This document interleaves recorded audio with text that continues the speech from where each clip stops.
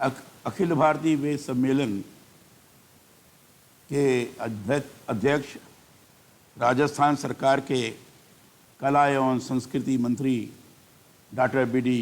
कल्ला जी, विभाग की शासन सचिव श्रीमती मुग्धा सिन्हा जी, राजस्थान संस्कृत एकेडमी के प्रशासक डॉक्टर समित शर्मा जी, मोहनलाल सुखाड़िया विश्वविद्यालय के कुलपति प्रोफेसर अमेरिका सिंह जी, हमारे संचालक विद्वान संचालक श्री नीरज शर्मा जी तथा गोविंद गुरु विश्वविद्यालय के कुलपति श्री त्रिवेदी जी तथा देश के विभिन्न भागों से इस कार्यक्रम में जुड़ने वाले वैदिक विद्वान, आचार्यगण, आयोजक, कला एवं संस्कृति विभाग एवं संस्कृत एकेडमिक परिवार, विश्वविद्यालयों के सभी शिक्षकगण, शोधार्थी और प्रिय विद्यार्थियों, अखिल भारतीय वेद सम्मेलन कार्यक्रम के 2 दिवसीय आयोजन का यह अवसर व्यक्तिगत मेरे लिए बड़ा ही सुखद है। स्वयं वेद के प्रति रुचि के कारण, वेद का अध्ययन तो नहीं है लेकिन रुचि बहुत है।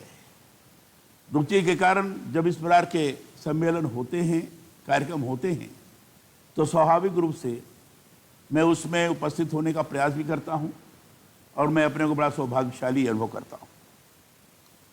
भारतीय संस्कृति वेदों से ही अनुप्राणित है। वेद विश्व के सबसे प्राचीनतम एवं विशालतम ग्रंथ है।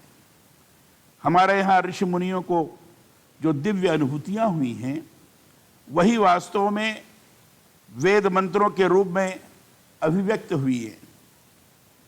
ऋषियों ने जिस शब्द राशि का साक्षात्कार किया, उसके पठन पाठन की मौखिक प्रणाली में जो हमारे यहाँ संरक्षण हुआ, वही वेद है। और इसलिए जब कोई कहता है कि वेद को किसने लिखा, वेद को किसने बनाया, तो वेद को लिखा नहीं गया है, न बनाया गया है। वेद तो अपौरुषेय है और अपौरुषेय उन ऋषि मनुष्यों के द्वारा जो साक्षात्कार किए गए तपस्या के कारण, विभिन्न मंत्रों के कारण, उस मंत्रों का संकलन है। मैं मानता हूं कि वेद हमारी प्राचीनतम जीवंत संस्कृति और परंपरा के एक तरह से संवाहक हैं। इसलिए हमें इस बात का गर्व होना चाहिए कि हमारे पास आज भी वेदों के रूप में ज्ञान परंपरा की वह विरासत है जो जड़ चेतन सारे संसार और पूरे ब्रह्मांड में शांति और कल्याण का रास्ता सुझाती है। जद पिंडे तद ब्रह्मांडे, ये उक्ति की गई है। मेरा यह भी मानना है कि जो पुराण ग्रंथ आज उपलब्ध हैं, उनका बीज वैदिक काल में भी मौजूद था। अथर्ववेद में आता है, ऋचः सामानि छंदांसि पुराणम यजुषा स, अर्थात वेद मंत्रों की रचना के पूर्व पुरानी कथाओं के कहने का चलन था। उन्हीं कथाओं की बुनियाद पर बाद में पुराण ग्रंथों की रचना हुई। मनुस्मृति में तो वेदों को धर्म का मूल ही कहा गया है। उसमें है, मनुस्मृति में है, दिदिक्षमा दमस्तेयम शौचम इंद्रिय निग्रह धीर विद्या सत्यम क्रोधो दशकम धर्म लक्षणम, ये स्वयं उसमें वर्णित है। चारों वर्ण, तीनों लोक, चारों आश्रम, भूत, वर्तमान और भविष्य, इन सब का पूरा ज्ञान वेद से ही होता है। इसलिए वेदों को भारतीय संस्कृति का भी मूल मैं यदि कहता हूं तो इसमें कोई अतिशयोक्ति नहीं होगी। वेदों की गहराई के बारे में जब भी जानने का प्रयास करता हूं, मुझे लगता है कि हमारे ऋषि मुनियों ने इनके जरिए समाज में दिव्य प्रकाश का स्रोत हमें प्रदान किया है। जीवन के सर्वांगीण विकास की कुंजी वेद है। वेद वास्तव में तो मंत्रों का ही संकलन है। कुछ मंत्र छंदोबद्ध हैं तो कुछ गद्य में हैं। छंदोबद्ध जो मंत्र हैं वह ऋक अर्थात देवताओं की पूजा अर्चना की ऋचाएं हैं। इसलिए आप देखिए, ऋचाओं का संकलन जिस वेद में है वह ऋग्वेद है। यही मंत्र जब गाने वाले होते हैं तो साम हो जाते हैं। यज्ञों के लिए प्रयुक्त होने वाला वेद यजुर्वेद है। स्तमन, गायन और यजन, इन तीन प्रमुख विषयों के कारण ही ऋग्वेद, सामवेद और यजुर्वेद का हमारे यहां विभाजन है। जिन मंत्रों का संग्रह अथर्वा ऋषि ने किया वह अथर्ववेद कहलाया। जब कभी भी वेद की ऋचाओं का पाठ करता हूं तो लगता है मन अद्भुत ओज से नहा उठा है। मैं ये मानता हूं कि वेद मंत्रों में बुद्धि के विकास से जुड़े सूत्र ही नहीं हैं, बल्कि नैतिक विकास के साथ शारीरिक स्वास्थ्य और दीर्घायु के लिए भी प्रार्थनाओं का अनूठा लोक आलोक है। ऋग्वेद, सामवेद, यजुर्वेद तीनों में गायत्री मंत्र है। ओम भूर्भुवः स्वः तत्सवितुर्वरेण्यं भर्गो देवस्य धीमहि धियो यो नः प्रचोदयात्। इस मंत्र का अर्थ है सृष्टिकर्ता प्रकाशमान परमात्मा के तेज का हम ध्यान करते हैं। परमात्मा का वह तेज हमारे बुद्धि को सद्मार्ग की ओर चलने के लिए प्रेरित करे। यह बेहद महत्वपूर्ण है कि वैदिक संहिताओं में मौजूद उपासना मंत्रों में कहीं भी व्यक्ति पूजा या व्यक्ति निष्ठा नहीं है। यह बड़ा महत्वपूर्ण अंश है। कहीं व्यक्ति पूजा और व्यक्ति निष्ठा नहीं है। वैदिक देवताओं की आराधना इस विराट प्रकृति की आराधना है। या अगर वेदों का अध्ययन करें और सभी जगह मंत्रों के माध्यम से भी देखने का प्रयास करें तो हमें इस विराट प्रकृति की आराधना दिखाई पड़ती है। इसलिए हमारे यहां कहा गया है, गिर कंदराओं में भी हमने देवताओं को देखा है, नदी नालों में भी हमने देवताओं को देखा है, वृक्षों में भी हमने देवताओं को देखा है। कोई ऐसा स्थान नहीं है जहां देवाभास ना हो। और इसलिए यहां पूजा तो प्रकृति की है, यहां पूजा तो पर्यावरण की है, यहां तो पूजा सारे विश्व की, परमात्मा शक्ति की है, और यह पूजा अंतरिक्ष की है। वेद कहते हैं मनुर्भव, अर्थात मनुष्य बनो। समानता, समन्वय, सहयोग के अंतर्गत सबका साथ और सबका विकास, और साथ ही साथ सबका विश्वास।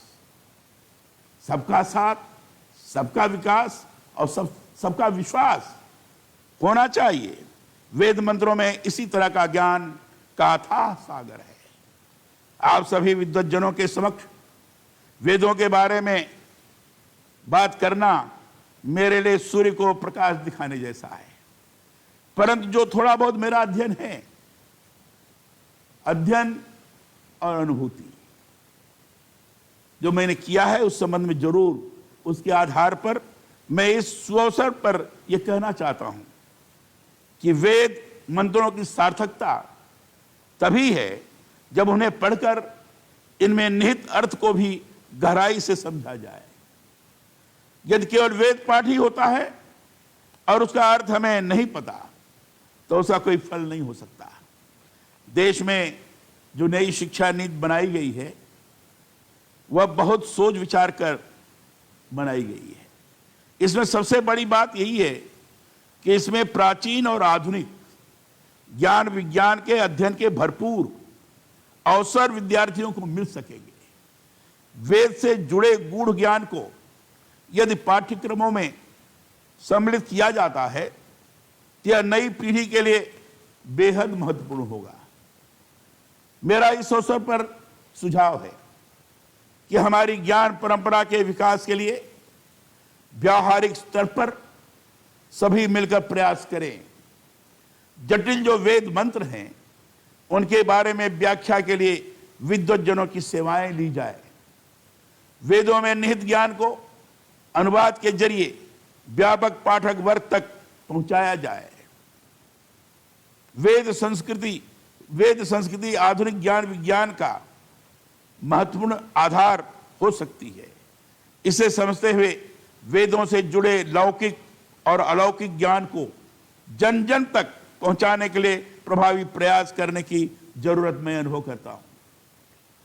मैं जब राजस्थान आया तो मुझे जानकर अत्यंत सुखद लगा और मुझे गोविंद गुरु विश्वविद्यालय के बांसवाड़ा के कुलपति ने भी बताया कि पूरे भारत में बांसवाड़ा में ही ऋग्वेद की सांख्यायनी शाखा की ऋचाओं का सस्वर गान करने वाले ज्ञाता है। अभी मैंने सुना दूसरे नंबर पर जिन्होंने मंत्र का उल्लेख किया था वो शायद वहीं के थे,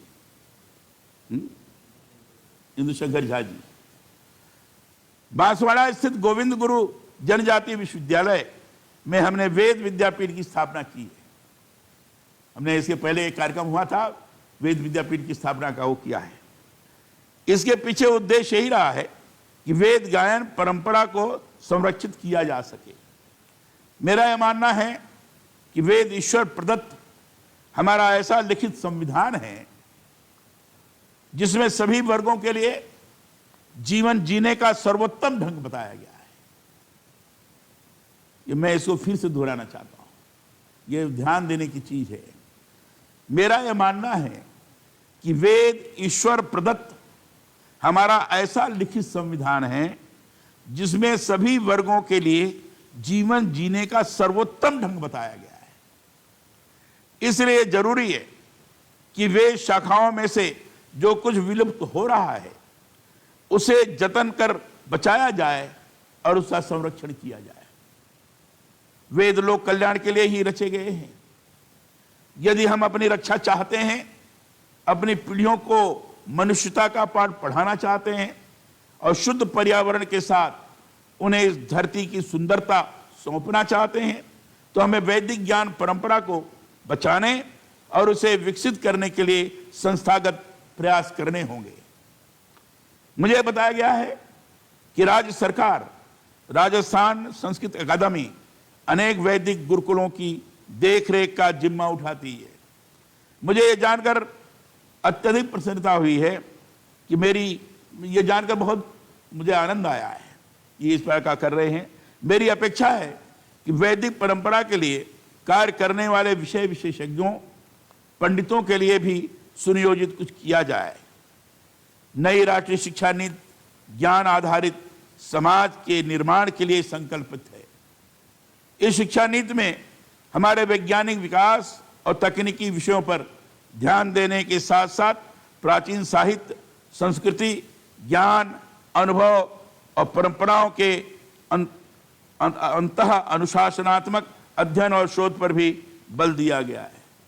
हमें पता है कि भारद्वाज ऋषि देखें तो एविएशन का माने जहाज के निर्माण के यंत्र के बारे में सूत्र उन्होंने प्रारंभ किया था। ऐसे कई ऋषियों ने अपने माध्यम से इस तरीके से तकनीकी ज्ञान का जो विकसित स्वरूप है उसको प्रस्तुत किया है।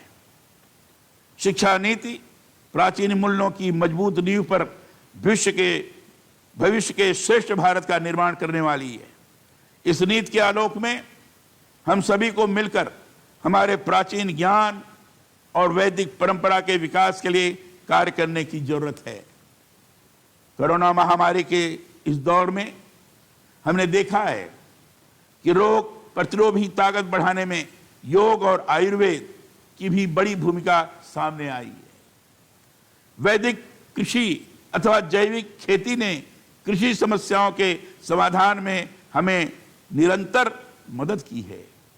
ऐसी ही और बहुत सारी दिशाएं हो सकती हैं जो प्राचीन ज्ञान और आधुनिक जरूरतों के मध्य सेतु बंधन का काम कर सकती हैं। इसके लिए ही हम सभी को मिलकर कार्य करने की आवश्यकता है। ये सारी चीजें हमें वेद के अंतर्गत प्राप्त होती हैं। उसके अध्ययन के पश्चात हमें पता लगता है। ये महेश योगी ने वैदिक विज्ञान और संस्कृति ये दोनों के बारे में बड़ा विश्लेषण के साथ चित्रण किया था। मैंने उसको पूरा पढ़ा था। अद्भुत है, और उस समय कितना वैज्ञानिक विकास था जिसकी कल्पना नहीं की जा सकती। इसलिए उसका अध्ययन बहुत आवश्यक है। मुझे उम्मीद है कि राजस्थान में वैदिक शिक्षा के विकास के लिए राज्य सरकार, यहाँ के विश्वविद्यालय और संस्कृत अकादमी जैसे संस्थान आगे बढ़कर पहल करेंगे और हम फिर से अपने प्राचीन ज्ञान विज्ञान के आलोक से भारत को विश्व गुरु बनाने की ओर अग्रसर हो सकेंगे। इस अवसर पर आपने मुझे अवसर प्रदान किया अपनी बात रखने का, इसके लिए मैं आप सबों के प्रति बहुत आभारी हूँ। मुझे आप सबों के विचार सुनने के अवसर प्राप्त हुए। आदरणीय कल्ला जी ने नचिकेता का जो वर्णन किया सचमुच अद्भुत है। वो नचिकेता तो अद्भुत उदाहरण भी है और भी कई बातें बताई। और हमारे नीरज शर्मा तो लगता है कि विद्वता के आगार हैं, खजाना है। बहुत अच्छा मुझे लगा और इसलिए मैं आप सब लोगों के प्रति आभार व्यक्त करते हुए अपनी वाणी को विराम देता हूँ। बहुत बहुत धन्यवाद।